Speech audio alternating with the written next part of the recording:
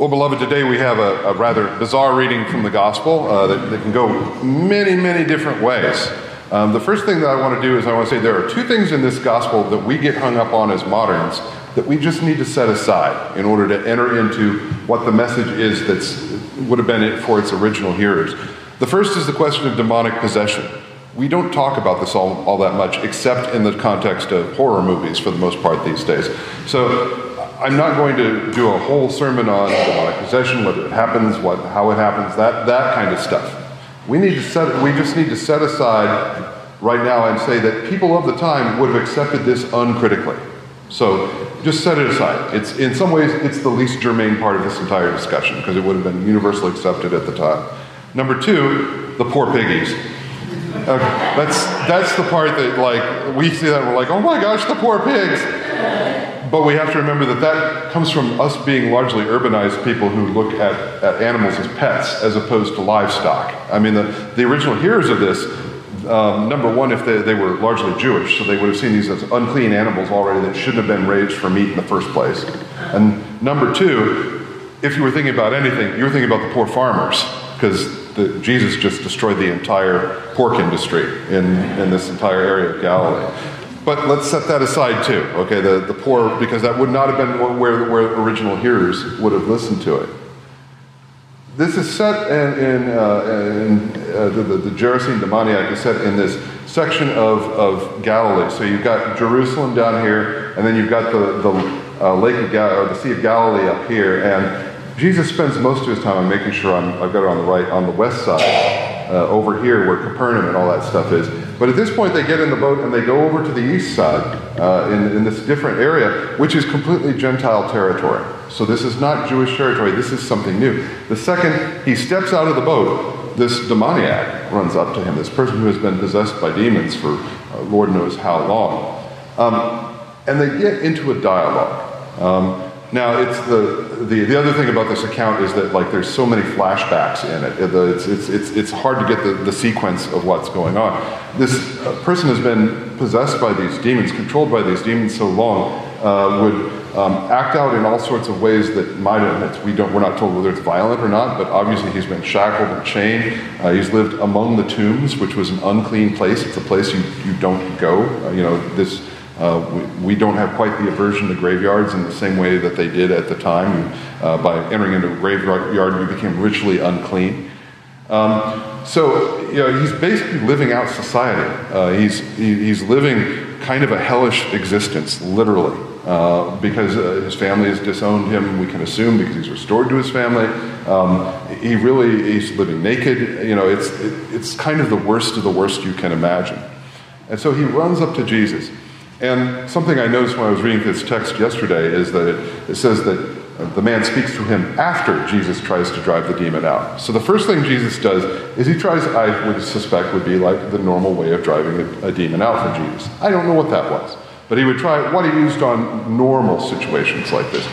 And it doesn't work because the man, and we have to remember that in the text, there have been times where I've read this, and I assumed that Jesus was talking to the demons that are possessing the man. He's not. The text says he's talking to the man. So he's talking to the man, and the man says, "What have you to do with me, Jesus, the Son of the Most High God? Do not torture me." So, you hear this almost as a gasp of pain from this man. He's been completely pushed out of society and tortured for so many years. And Jesus has tried probably a Band-Aid, and that hasn't done anything. And don't torture me. If you can't get rid of these, go away, is what he's saying here. And the other thing to notice is that the previous story just before this is on their way over, you have the seas acting up, and Jesus calms the seas, and the disciples say, "Who is this man who can make even the seas obey him?" So the disciples don't know who Jesus is. This man knows exactly who he is, Son of the Most High God. He knows that he has that kind of power and authority. So Jesus then asks him, "What is your name?" And the man has no name left. He doesn't know what his given name is. He doesn't know what the name that his mother and father gave him. He only knows his state as being the possessed person. And he says, "My name is Legion." Now, some translations, like one I was reading, says mob, to try to talk about the fact that there are many, many, many demons here. But legion is a specific thing, and people at the time would have heard a specific thing about it. A legion is 5,000 Roman soldiers. That's the original meaning of the term. This is an unbelievably large military force at the time, a force with an incredible amount of destructive power. It takes only one legion in 33 AD to come all the way from the north of Israel to the south of Israel and destroy everything during the Second Roman Revolt. So this is an unimaginably powerful military force for the people of the time. It's something that none of them have ever seen, and most of them hope they will never see in their lifetime. So this is an incredible amount of power. This is a fight back and forth between Jesus and the powers of darkness. And Jesus casts the demons into the swine. The swine go over the edge of the cliff, which is kind of ironic because they don't want to go back into the abyss where they came from. But we know from demonology of the time that they believe that demons were destroyed by water, so they cease to exist once they hit the water. So it's in some ways there's kind of an ironic twist there. And the man is restored to his sane mind. And the interesting thing is the sentence after that is, and that they were afraid. It's not the demons that terrorize the people of the area. It's not the things that he's done that terrorize them. It's when they see the guy sane again that they're terrified. Because their world has been changed. For so long, he's been the person in their community that they've been able to say, that's where the problem is in our community. Things would be so much better if we didn't have this demon-possessed guy running around. Things would, he's the person, the scapegoat, who can hold the blame for everything in the community. All of a sudden it's gone, and they don't really know what to do. And they were afraid. Fear is so rampant in humanity, and it's particularly rampant right now in our society. It seems like fear is being pushed every which way as a way to motivate us. We're being told that this is the way that we're supposed to live our lives, that fear is the norm for us, that it's how we're supposed to be living as human beings. Last October, you probably remember the Philadelphia shooting of the 11 people in the Tree of Life synagogue. I say that ironically because it seems like we have so many of these now that remembering one specific incident seems to be becoming harder and harder. But in the shooting of the Tree of Life synagogue in Philadelphia, the effect of that on the Jewish community was incredibly traumatic. This is something that we as people who are not in the Jewish community cannot possibly hope to understand. We might be able to appreciate it, but we can't understand it. For people who have throughout their history been pushed from one place to another, invariably pushed from one place to another, time after time again, who have been hunted down and killed at different times in their history, who went through the Holocaust not all that long ago. Fear is kind of endemic to the Jewish identity, and not without reason. There's reasonable fear and unreasonable fear. Jewish fears of anti-Semitism are very reasonable fears because it happens over and over again, and we know from the statistics just taken in Milwaukee that anti-Semitic incidents have doubled in the last 3 years. So it's the entire Jewish community is like so many other communities is worried about their existence right now.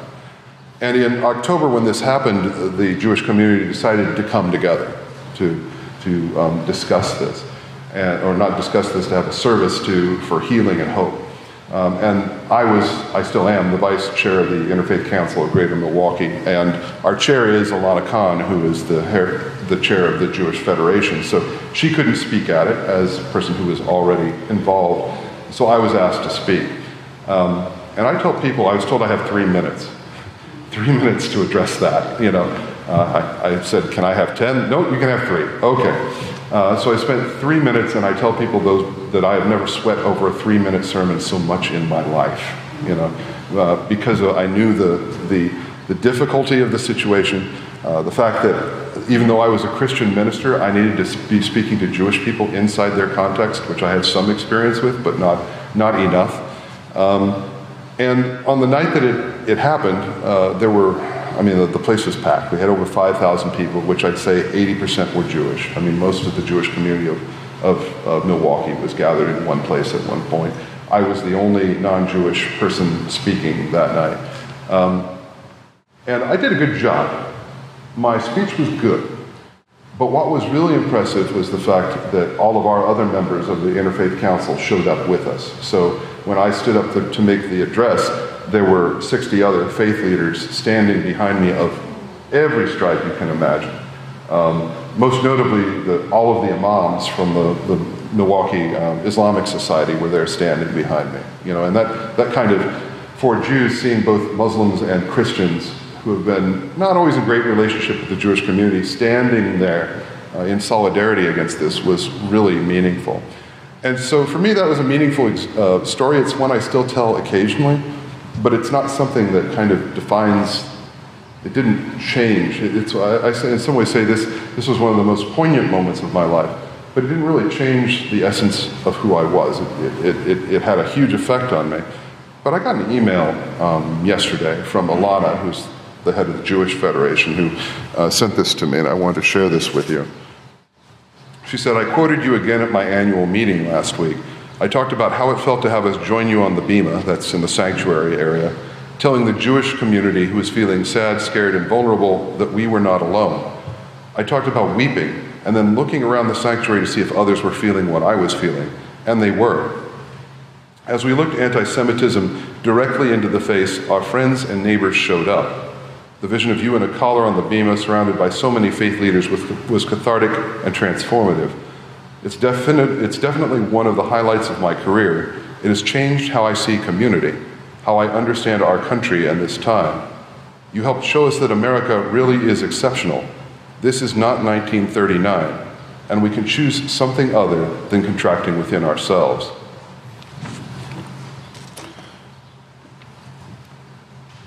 Now, you may never find yourself in a situation standing in front of 4,000 Jews trying to make a 3-minute speech about anti-Semitism and how that's a problem that we all have to face, or any of the other isms that we use to persecute each other. But in our daily lives, day to day, we are challenged with the idea of, do we continue to live in faith or in fear? Do we live in a contracted space? As Alana said, it pulled me out of my contracted space. Or do we live in this idea of expansive love? In the epistle today, Paul says, we are neither Jew nor Greek, we are neither slave nor free, we are no longer male or female, we are all one in the Lord. And baptism is not about making us our own little insular community that makes it so that we can choose the people that we love, so that we can choose the things that we hear, the things that we digest. It's not to isolate us from the world. Baptism is to make us an example so that we can spread that love to the entire world, so that we can show the world that what God intends for us is no longer that we live in fear from day to day. That we no longer live in all of the things that we use to separate us each from the other, but that we live in that beautiful love that God created us in and redeems us in, and continues to send the Holy Spirit to inspire us to be better and better to each other, and to honor the image of God that we're each made in. Amen.